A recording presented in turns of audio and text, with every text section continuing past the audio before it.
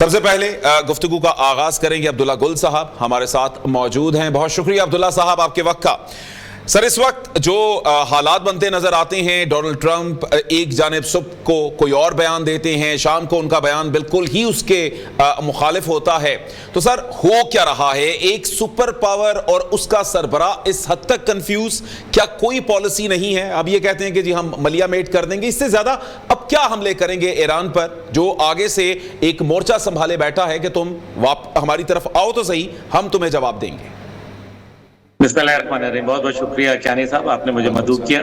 دیکھیں، دو تین باتیں بڑی اہم ہیں. پہلی بات یہ ہے کہ اس سے کوئی اب میرے خیال میں ابہام نہیں رہا کہ کنفیوژن زبردست قسم کا موجود ہے.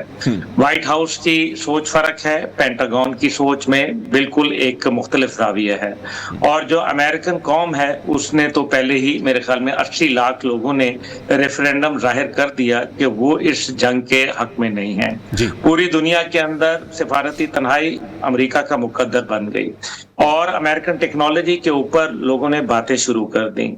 پیٹرو جو ڈالر تھا وہ اب پیٹرو یوان میں کنورٹ ہوتا جا رہا ہے. دنیا یہ باتیں کرنے لگ گئی ہے کہ ورلڈ آرڈر تبدیل ہو رہا ہے، اور نئے ورلڈ آرڈر کے اندر امریکہ کا شاید وہ مقام، وہ تمتنا نہ رہے جو پہلے تھا.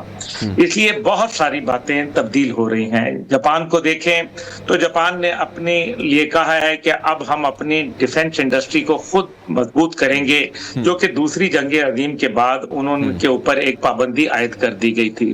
اس ٹائم پہ جو نارتھ کوریا کے حوالے سے معاملات چل رہے ہیں، اس میں مجبور ہو کے جاپان نے اپنے حوالے میں آپ دیکھ لیجئے کہ باقاعدہ جاپانی شہروں میں میزائل نصب ہو چکے ہیں، اور چائنا اور جاپان کے تعلقات انتہائی کمزور ترین سطح کے اوپر پہنچ چکے ہیں. بہرحال مقصد یہاں یہ ہے کہ امریکہ کی یہ تمام پالیسیاں اس ٹائم پہ ایک پورے نظام کو ادھیڑ کے رکھ رہی ہیں. یورپ کے اندر انہوں نے کہہ دیا کہ جی میرا کیا کام ہے، میں نے تو وینیزویلا سے تیل لینا تھا. یعنی کہ جو صدر میڈیورو کے حوالے سے بات چیت تھی وہ سب غلط تھی، جھوٹ تھی، اور صرف آپ لوگوں کے تیلوں کے ذخائر پر قبضہ کرنا چاہتے تھے. دوسری جانب انہوں نے کہا کہ جی جن کو آبنائے ہرمز سے لینا ہے وہ آبنائے ہرمز کو خود ہی کھلوا لیں. یعنی کہ یورپ کو یہ عندیہ دے دیا. اب 35 ممالک کا یورپ نے اجلاس بلایا ہے اگلے ہفتے، جس کی بیٹھک ہوگی، دیکھتے ہیں کہ وہ کیا ہوگا. لیکن اس سب کے اندر ایک اور بات ہو رہی ہے، اور وہ ایران کی جانب سے جو ایک مدافعت ہے وہ مزید طاقت سے طاقتور ترین ہوتی چلی جا رہی ہے. اور جہاں 5 ہفتے گزر گئے، یہ 2-3 ہفتے بھی گزر جائیں گے انشاءاللہ تعالی. لیکن امریکہ تو یہ بھی کہہ رہا ہے کہ معاہدہ ہو، آبنائے ہرمز کھلے نہ کھلے، معاہدہ ہمارا ہو نہ ہو، لیکن ہم جو ہے وہ یہ جنگ ختم کر دیں گے. اب ایک طرف ڈونلڈ ٹرمپ کچھ کہہ رہے ہیں، لیکن سر یہیں پہ قطع کلامی کی معذرت سر، جو ایک بڑا سوال ہی اٹھتا ہے کہ وہ تو کہتے ہیں کہ ہم جنگ ختم کر دیں گے، 2-3 ویکس میں لپیٹ کے سب کچھ ہم نکل جائیں گے. کیا اب یہ خود اپنی مرضی سے جنگ ختم کر سکتے ہیں؟ کیا اب ان کے پاس وہ راستے کھلے رہ گئے ہیں کہ جہاں سے یہ نکلنا چاہیں تو نکل سکتے ہیں؟ دیکھیں، نہیں، میرا خیال ہے اتنی آسانی سے یہ اب نکلنا ان کے لیے نکل تو سکتے ہیں، یہ تو کوئی اس میں دوسری رائے نہیں ہے کہ نکلنا کیا ہے، پل بیک کر لیں گے. لیکن اس کے بعد جو زائنسٹ لابی ہے، اور پھر جو ابھی کرسمس کی جو ایسٹر کے حوالے سے 2 تقریریں کی نا، ایک ایسٹر پہ کی اور ایک دوسرا قوم سے خطاب کیا. اب ایسٹر کے حوالے سے جو تقریر ہے اس کے اندر تو انہوں نے پوری مذہبی رنگ اس کو دیا جنگ کو. یہ مذہبی رنگ آپ کو یاد ہے 9/11 کے بعد جارج ڈبلیو بش نے بھی دیا تھا، اور اس کو ایک کروسیڈ کا نام، صلیبی جنگ کا نام دیا تھا.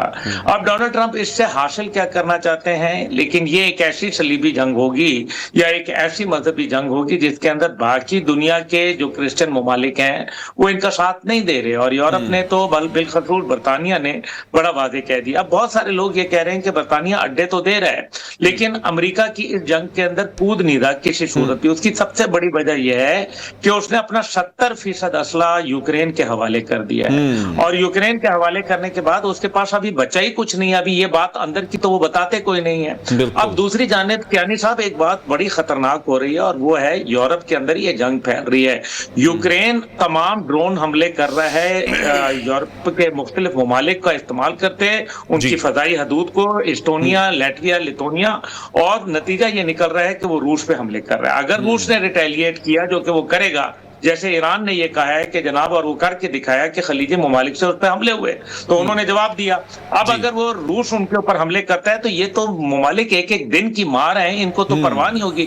یہ جنگ بہت بڑی طویل ہو رہی ہے، یہ تو تیسری جنگ عظیم میں تبدیل ہو رہی ہے. اور روس نے کہا ہے کہ اگر آپ نے بوٹس آن گراؤنڈ رکھے تو پھر میں جو ہے وہ اس جنگ میں شامل ہو جاؤں گا.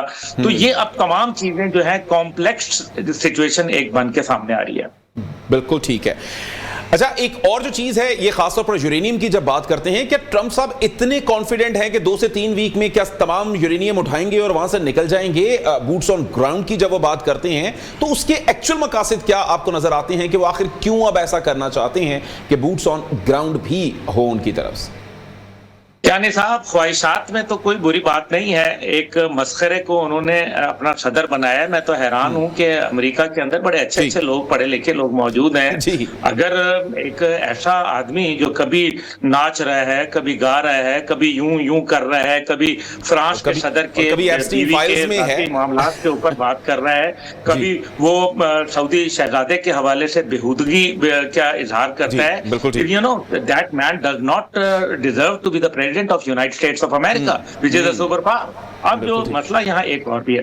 اب جو آپ نے جیسے فرمایا، دیکھیں اس کے اندر یہاں اب ساری صورتحال اتنا پیچیدہ ہو رہی ہے کہ یہ اب مشکلات میں اضافہ ہو رہا ہے. ایون اگر یہ معاملات کھل جاتے ہیں نا، ابھی یہ جنگ بند بھی ہو جاتی ہے، یورینیم کو لینا ہوتا نا 47 سال میں لے لیا ہوتا. اگر انہوں نے یورینیم کو لینا ہوتا تو یہ 12 دن جو دن کی جو جنگ تھی ایران اسرائیل کی، اس کے بعد انہوں نے لے لیا ہوتا یا اس سے پہلے لے لیا ہوتا. سر بریگیڈیئر صاحب بھی بالکل ٹھیک ہے. سر آپ کا پوائنٹ اس حوالے سے آگے میں چاہتا ہوں کہ ان کو بھی پروگرام میں ان کر لوں تاکہ ہمارے سارے مہمان جو ہیں وہ آئسولیشن میں نہ چلے جائیں، ان کے ساتھ بھی گفتگو جاری رکھیں. سر قطع کلامی کی معذرت کے ساتھ بریگیڈیئر صاحب کو پروگرام میں ان کریں گے. بہت شکریہ. بریگیڈیئر حارث نواز صاحب دفاعی تجزیہ کار ہمارے ساتھ موجود ہیں. سر بہت شکریہ آپ کے وقت کا. سر جو ایک امپورٹنٹ چیز جو ہم ڈسکس کر رہے تھے، عبداللہ صاحب نے بھی بڑا مفصل اس پہ جواب دیا کہ اب یہ جو جنگ ختم کرنے کی گفتگو ہو رہی ہے، لیکن تجزیہ کار جو خاص طور پر دفاعی تجزیہ کار کہلاتے ہیں وہ اس حوالے سے بہت اب جو ہے ریزروڈ کمنٹس دے رہے ہیں کہ جناب یہ جنگ اتنی آسانی سے اب ختم نہیں ہوگی کیونکہ اس کا دائرہ پھیلتا جا رہا ہے. تو آپ کیا سمجھتے ہیں کہ اب یہ جنگ کیا جلدی ختم ہوگی؟ معیشت میں کچھ استحکام آئے گا یا سب کچھ اب پھیلنے لگا ہے؟ دیکھیں، اس میں بات یہ ہے کہ وی مسٹ انڈرسٹینڈ کہ جتنی طویل لمبی ہوگی اتنا ہی بہت ہی کولوسل اکنامک، انرجی اور ہر لحاظ سے لاس ہوگا. اور یہ خاص طور پہ خلیجی ممالک کو، پاکستان نے ایران کو اور خلیجی ممالک کو بہت ہی اچھے طریقے سے ملٹری ڈپلومیسی میں بھی اور نارمل ڈپلومیسی میں بتایا ہے کہ کسی حالت میں خلیجی ممالک کو ایران پہ ریئیکٹ نہیں کرنا چاہیے، نہ ایران کو خلیجی ممالک پہ ریئیکٹ کرنا چاہیے. اسرائیل کی پالیسی یہ ہوگی کہ وہ ایران کے پاور پلانٹ پر جائے، ڈیسلیشن پوائنٹ پر جائے اور وہاں پہ اس کو فورس کرے گا کہ وہ ریٹیلیٹ کر کے خلیجی ممالک پہ ان کے یہ آئل فیلڈ پر، گیس فیلڈ پر اور ڈیسلیشن پوائنٹ پہ جائے.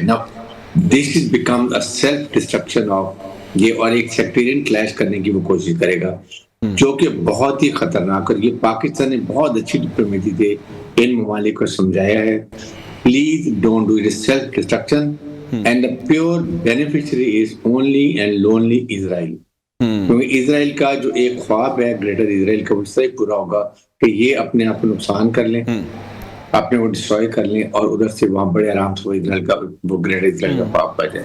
تو اس لیے the early this war is over the better it is. خلیجی ممالک پوری پریشر ڈال رہے ہیں امریکہ کے اوپر کہ they don't want further escalation. It is enough. جو امریکن پرنس چاہتا تھا وہ تو اچیو کر نہیں سکے. دیکھیں کہیں بھی اچیو نہیں کیا اور ابھی وہ پھنس چکے ہیں. آپ مجھے بتائیے کیا انہوں نے ایران کی نیوکلیر کیپیبلٹی کو ختم کیا؟ نہیں کر سکے. بالکل نہیں کیا. کیا میزائل نے کیپیبلٹی ختم کیا؟ نہیں کر سکے. کیا وہ افغان یا ایران کی رجیم چینج کر سکے؟ بالکل نہیں کر سکے. جو وہ کہہ رہے ہیں نا نئی لیڈرشپ آ گئی ہے، وہ بڑے ماڈریٹ ہیں، they want to have good relationship with that. اس کے بعد جو ہی شہادت ہوئی ہے اس کے بعد مجھے بتائیے انہوں نے کتنے میزائل ایران اسرائیل پہ مارے ہیں، کتنے یو اے پہ مارے ہیں، کتنے انہوں نے میڈل ایسٹ پہ مارے ہیں. They are not push. جو ان کا سسٹم، یہ انسٹیٹیوشن بہت اسٹرانگ ہے، انہوں نے لیئرز پہ لیئرز اپنے سسٹم رکھا ہوا ہے. اس کے بعد ہرموز کو بھی وہ کھولنے کو سکے. تو واٹ آر دے اچیو؟ آپ وہ جان کے یہ کہہ رہے ہیں میں نے ٹھیک ہے ایئر فورس کو نقصان ہو گیا، نیوی کر لی، آپ کہتے ہیں ہم نے ریم کر لی، چلے جی آپ بھی بیسیکلی کر لیا، آپ نے نیوکلیر سائٹس کو اگر ایران یہ مان جاتا ہے کہ ٹھیک ہے جی یہ 460 جو کہ کلو گرام انرچڈ یورینیم ہے ویپن گریڈ، یہ ظاہر ہے وہ امریکہ کو تو نہیں دے گا، وہ کہے گا اچھا یہ چائنا یا ایران سیف کسٹڈی میں رکھ لیں، تو then Iran America no reason to further go and escalate. اس وقت بیسٹ ایران کے لیے بھی یہی ہے کہ Iran is in upper hand, Iran اس وقت بارگیننگ چپ میں ہے. whenever you negotiate from the point of strength ساری چیزیں ایران کی طرف ہیں. سو یہاں ایران کو وہ گیو اینڈ ٹیک جو پاسبل ہے اور جس کے لیے آپ فرم ہے اس کے لیے اسٹینڈ، ٹیک یور اسٹینڈ، اور یہاں پر جنگ بندی کر کے تاکہ تمام کے لیے مڈل ایسٹ بالکل ٹھیک ہے، ایران بچ جائے. بالکل ٹھیک ہے. ٹھیک ہے سر، آپ کا اس حوالے سے پوائنٹ آیا، آپ سے مزید گفتگو بھی کریں گے. میاں حافظ نعمان صاحب، رہنما مسلم لیگ نون، سر بہت شکریہ آپ کے وقت کا. سر سب سے پہلے تو مبارکباد سر، آپ نے یقینی طور پر پاکستان کا جو رول ہے جس طرح سے حکومت پلے کر رہی ہے وہ یہی ہے کہ اس معاملے کو ٹھنڈا کیا جائے. پاکستان نے پھر جس طرح سے باقیوں کو سمجھایا کہ یہ سیلف ڈسٹرکشن کی طرف ہم جائیں گے اگر ہم اس میں مزید بڑھتے ہیں، تو سب سے پہلے تو یہی ہے کہ پاکستان ایک اچھا رول پلے کر. جی کیانی صاحب میں بڑا مشکور ہوں جی، آپ نے آخرکار ٹائم دیا بات کرنے کا. تو ماشاءاللہ آپ کی بڑی اعلیٰ پرسنالٹی ہے اور ہم اس سے ہمیشہ سے متاثر ہیں. تو گزارش یہ ہے جی کہ اللہ تعالیٰ کی مہربانی سے آج پاکستان کو پوری دنیا کا ایک فوکس بن گیا ہے. اور آپ دیکھیں کہ آج انٹرنیشنل میڈیا، آج پوری دنیا پاکستان کی طرف دیکھ رہی ہے اور اس رول کی طرف دیکھ رہی ہے جو ابھی آپ نے ذکر کیا کہ وہ لوگ جو کہ امن چاہتے ہیں، امن کے متلاشی ہیں، وہ آج پاکستان کی طرف دیکھ رہے ہیں کہ پاکستان جو ہے ان قوموں کے درمیان ہم آہنگی پیدا کر دے. اب دیکھیں مڈل ایسٹ کے اندر ہسٹوریکلی آپس میں کانفلکٹس موجود ہیں، ایران کے اور مڈل ایسٹ کے جو باقی کنٹریز ہیں ان کے درمیان میں. اب ان کے درمیان ہم آہنگی پیدا کرنا، میں یہ سمجھتا ہوں کہ آج ایک یہ پراپر ٹائم آ گیا ہے کہ جس میں یہ جو امریکی اور اسرائیلی جارحیت جو ایران کے اوپر ہوئی ہے، اس کی نہ صرف یہ کہ پوری دنیا نے مذمت کی ہے بلکہ اس کے نتیجے میں جو آپ نے دیکھا کہ جو واقعہ اصل میں ہوا ہے، جو اللہ تعالیٰ کی طرف سے معجزہ ہوا ہے کہ امریکہ اور اسرائیل بالکل آئسولیشن کے شکار ہو گئے ہیں. اور پوری دنیا میں آج یورپ نے ان کی حمایت سے انکار کر دیا ہے. آج یورپ ان کو لفٹ نہیں کر، جو سب سے بڑے الائڈ تھے. اس سے پہلے آپ کو یاد ہے کہ جب انہوں نے عراق پہ حملہ کیا تھا تو نہ صرف یہ کہ تمام خلیجی ممالک بلکہ پورا یورپ امریکہ کے ساتھ تھا اور انہوں نے پورے عراق کو تباہ کر دیا اپنی جارحیت کے نتیجے میں. تو آج آپ دیکھیں کہ آج یورپ کی قومیں جو ہیں وہ بھی کنارہ کشی، انہوں نے بڑا واضح کہہ دیا کہ ہم اپنے اڈے، اور ہم اس جنگ کے اندر، ابھی میں برٹش پرائم منسٹر کا بیان سن رہا تھا کہ ہم اس میں پارٹ نہیں بن سکتے. فرانس کے پرائم منسٹر نے انکار کر دیا، اسپین کے پرائم منسٹر نے، پوری اٹلی نے. اب پوری دنیا کے جو یورپ کے ممالک نے، اور جہاں پہ اس وقت صورتحال یہ ہے کہ اللہ تعالیٰ کی مہربانی سے خلیجی ممالک بلا شبہ وہاں پر کوئی ان کے اگر فارن پالیسی کے نتیجے میں اڈے موجود ہیں امریکہ کے، لیکن وہ اڈے ایران پہ جارحیت کے لیے استعمال نہیں ہو رہے. اور انہوں نے، آپ کو یاد ہوگا کہ جب یہ جنگ کی باتیں ہو رہی تھی تو سعودی عرب نے، یو اے ای نے، قطر نے بڑا کلیئرٹی کے ساتھ کہا تھا کہ ہم اس جنگ کے حامی نہیں ہیں. تو ایک یہ میں سمجھتا ہوں کہ ایک ایسی اپرچونٹی ہے کہ جس کو کیش کرانے کی ضرورت ہے اور ان کی جو آئسولیشن ہے اس کو بڑھانے کی ضرورت ہے. کیونکہ آپ نے دیکھا ہے کہ اسرائیل جو ہے اس ایران کی جنگ کی آڑ میں لبنان پر قبضہ کر رہا ہے. آج دنیا کو یہ بھی بتانے کی ضرورت ہے کہ یہ اپنی جو باؤنڈریز کو ایکسپینڈ کر رہے ہیں. اور ابھی 10 لاکھ لوگوں نے جو لبنان بیروت کے سائٹ سے ہجرت کر کے وہ شہر کے اندر چلے گئے ہیں اور وہ انہوں نے پل اڑا دیے ہیں. وہاں پہ جو دریا کے پل تھے وہ اسرائیل نے اڑا دیے ہیں. اس کا مطلب یہ ہے کہ ان کا جو توسیع پسندانہ عزائم ہیں وہ ایران کی جنگ کی آڑ کے اندر اپنا وہ بھی کام کر رہا ہے. اور آج غزہ کے اوپر بھی جو ہے وہ ظلم و ستم کا بازار اسی طرح گرم ہے. میرا خیال یہ ہے کہ پاکستان کا جو رول اس کے اندر بڑا ایک کلیدی رول ہے. ہم خراج تحسین پیش کرتے ہیں شہباز شریف صاحب کو، فیلڈ مارشل کو، اور تمام جو پولیٹیکل جماعتیں اتحادی جو کہ آج سر جوڑ کر بیٹھے ہوئے ہیں. اور پاکستان کا یہ جو رول ہے اس کے نتیجے میں انشاءاللہ تعالیٰ مجھے یقین کامل ہے کہ اگلے یہ جو کہہ رہے ہیں کہ 2 سے 3 ہفتوں میں ہم ایران کو تباہ کر دیں گے، اس طرح یہ قومیں تباہ نہیں ہوتی. کیا 200-400 بم مار دیں گے؟ اور میں سمجھتا ہوں کہ جس طرح ایران نے اور ایرانی قوم نے ریزسٹ کر دیا اور جس طرح ایک تاریخ رقم کر دی ہے، مثال قائم کر دی ہے، انشاءاللہ تعالیٰ یہ ایک ایمیکیبل طریقے سے اس جنگ کو ختم کرنے کے انتظامات ہوں گے انشاءاللہ.